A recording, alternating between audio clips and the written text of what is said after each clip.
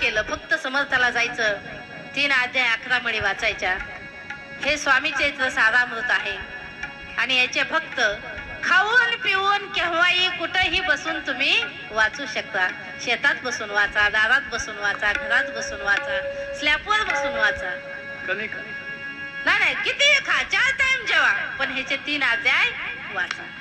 हे स्वामी चरित्र आहे. सगळ्या स्वामी समर्थांच्या सेवा छोट्या छोट्या खाऊन पिऊन आहेत. काही तुम्हाला उपाशी राहण्याची गरज नाही. आणि 11 माळी जप. श्री स्वामी समर्थ, श्री स्वामी समर्थ, श्री स्वामी समर्थ. हरि ओम. श्री स्वामी समर्थ म्हणा, हा जन्म